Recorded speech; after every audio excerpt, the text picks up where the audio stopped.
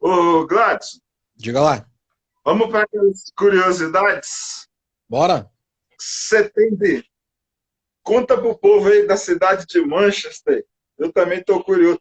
Fora Manchester City, Manchester United, o Simply Red, que é torcedores do vermelho. O que mais além de Oasis tem lá?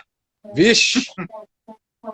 Rapaz, se tem uma cidade com um exponente cultural, cara, na cena musical, velho, tão igual ou maior do que Londres, é Manchester. A gente tá falando de Joy Division, New Order, vai buscar Blossoms, Stone Roses, cara, é uma infinidade absurda de bandas que surgiram na cena cultural da Inglaterra pós-revolução industrial, pós-modernidade capitalista. É muito gostoso a gente falar de Manchester. Manchester está a uns 300 km, Dalmolin? Acho que é isso, né? 262, para ser exato. A cada 262. dia fica mais perto. O estádio do Manchester City é mais perto do estádio do Manchester United, cacete. Boa. Manchester, cara, tem muita história legal, tem muita coisa bacana. Tem a segunda maior biblioteca do Reino Unido, cara, que ela tá lá muito por conta do museu também, da tecnologia e da Revolução Industrial. Porque, não sei se a galera sabe, mas Manchester é o berço da Revolução Industrial, as primeiras máquinas a vapor para a indústria têxtil são de Manchester. Então, o que explica muito também a arquitetura, porque por muitos anos ela foi com uma cidade de trabalhadores, ainda mais por estar a noroeste.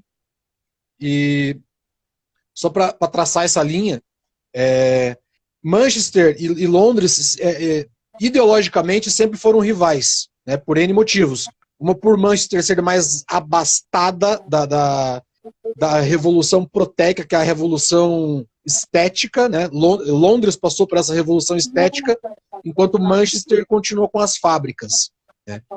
O londrino, né, o britânico londrino e das imediações, né, mais para o sul, ele costuma muito ser maldoso com o cara do norte, com o cara do noroeste, né, por conta de dialeto, enfim, de costumes mais arcaicos, né, mais, vamos dizer assim, feudais, que ainda se mantêm nos shires. Esse é um dos fatores que vai fazendo essa ebulição Manchester versus Londres.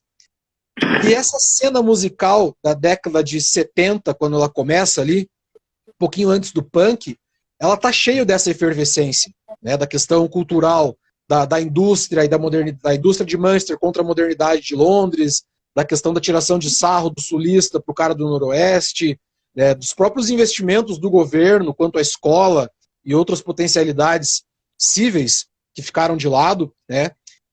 Isso vai se exacerbar mais ainda, né, com a Margaret Thatcher. Todas as torcidas detestavam elas, mas as torcidas do norte e do noroeste detestavam mais ainda. Então esse caldeirão de coisa, né, para aquela juventude de Manchester é combustível para fazer arte, né, tipo, para o cara expressar culturalmente tudo que ele tinha de déficit social, de não conseguir emprego, de não conseguir um expoente de estudo melhor, de tentar viajar para fora do país e não conseguir. Então a Manchester ela se fecha mais num sentido de vamos se cuidar, né? Vamos cuidar um do outro aqui, vamos tocar a bola para frente, vamos fazer música, vamos fazer arte, moçada. E começa a sair The Smiths, né? Sai o Joy Division na mesma época. Aí logo depois vem o New Order, né? Fica um conselho pra galera, tipo assim, quem não conhece o Joy Division, vai dar uma olhada no primeiro para depois saber o que é o New Order, era uma história maravilhosa. E por que eu tô citando essas bandas antes de chegar no Oasis? Porque toda essa galera, ela vivia ali perto do Main Road, né? O Main Road, a rua hoje, o Dalmolin sabe muito bem lá, o bairro ele é cheio das casas dos trabalhadores, era tudo perto do estádio, era como se fosse um subúrbio da Manchester ali, sabe? Então toda a molecada que vivia no estádio tava virando músico, saca? Tava virando ator, tava tentando fazer alguma parada dessa. Todos tinham ligações com... Tô citando o Manchester City, claro, tem bastante artista que que gosta do United também, mas vou citar mais a parte do City para não ficar tão longo. Então isso está ebulindo, cara, na Manchester da década de 70 e vem na década de 80 crescendo, né, com tudo isso. Chega na década de 90, o cenário de Manchester está mais forte que o cenário de Londres. Ele já colocou ele já está se tornando, na verdade, um foco para as pessoas de fora virem fazer shows em Manchester. Até tem aquele show do Bob Dylan, em 82, em Manchester, que o produtor dele brinca com ele, cara, mas por que você quer fazer um show lá? Não tem nada nesse lugar. E aí ele fala assim, mano, tem uma galera muito da hora lá, e os caras abriram uma casa chamada La Hacienda, que é uma outra história bacaníssima, que o La Hacienda, tipo assim, era o QG de toda a galera. Quase todo mundo tocou nesse lugar, e era basicamente um lugar que ele era um ponto de encontro da galera, ele era um beat shop, tá ligado? Não era um pub, você comprava, consumia, mas não era do dono da casa, tipo assim, era como se fosse crowdfunding na época, você comprava, chegava lá nós três, comprávamos uma caixa, certo, de lata ou um meio barril e tomávamos junto ali para fortalecer a galera da cena. Então o La Hacienda, ele chamou o Bob Dylan para fazer esse show. Então Manchester cai no cenário. E aí já entrando na década de 90, é onde inicia o Britpop, né? E aí que a gente faz a ligação, que se tem uma banda hoje no mundo ligada ao mundo do futebol mais do que o Oasis ao Manchester City, né? Eu desconheço, porque também eles fazem parte dessa molecada que vivia ali em volta, que ia nos jogos quando podia, e crescem com as dificuldades, né, culturais e sociais daquela Manchester da década de 90.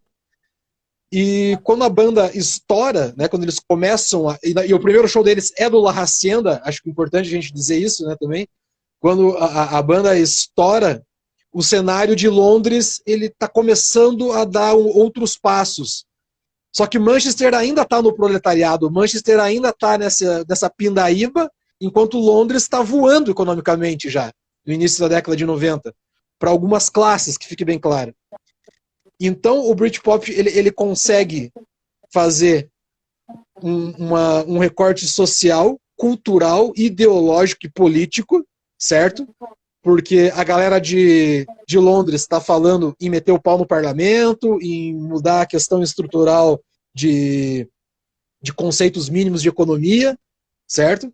Enquanto a galera de Manchester está falando assim, velho, a gente já se fudeu, vamos fazer música, vamos beber, vamos cantar, vamos fazer noitada e vamos pro estádio. As letras elas já batiam de frente nisso, para começar. E na mesma hora surge o Blur, enquanto o Oasis está surgindo em Manchester, falando tudo o que a moçada queria falar de Manchester e o que sentia, o Blur está surgindo lá em Londres. E aonde que o Blur surge? O Blur surge na Fulham Road, porque o David Albarn, a vida inteira dele frequentou o Stamford Bridge com o pai dele e é fanático pelo Chelsea, certo?